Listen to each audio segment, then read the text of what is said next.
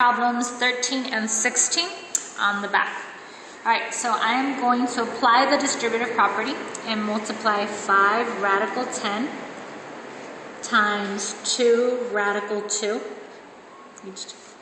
And then I am multiplying 5 radical 10 times 5. Now I'm going to multiply the coefficients. 5 times 2 and radical 10 times 2. And over here my coefficients are 5 times 5, radical 10. Notice that I cannot multiply radical 10 by 5 because 5 is not inside a square root. I'll start to simplify. 5 times 2 is 10. This square root of 20 once we take the product. 5 times 5 is 25. And then I have the square root of 10. Now before I can say that I'm finished, I have to see whether I can simplify each radicand. The square root of 20 can be divided by the perfect square 4. And the square root of 10 cannot be divided by a perfect square, so that's going to stay the same.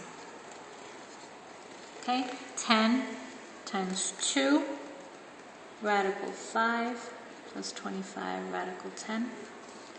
10 times 2 is 20, and radical 5 plus 25 radical 10.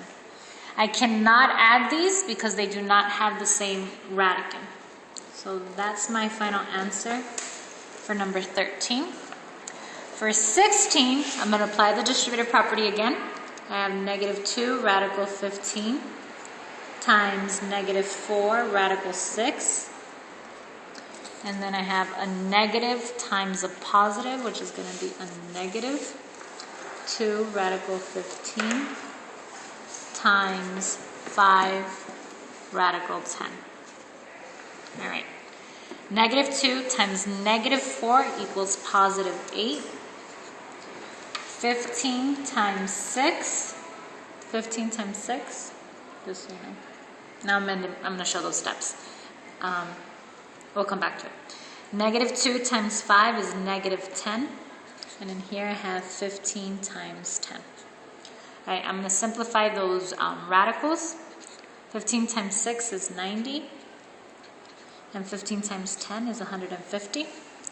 I could divide 90 by the perfect square 9. And I could divide 150 by the perfect square 25.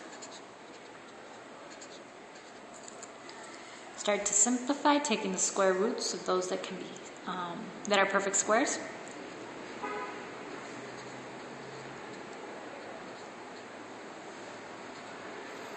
Eight times 3 is 24.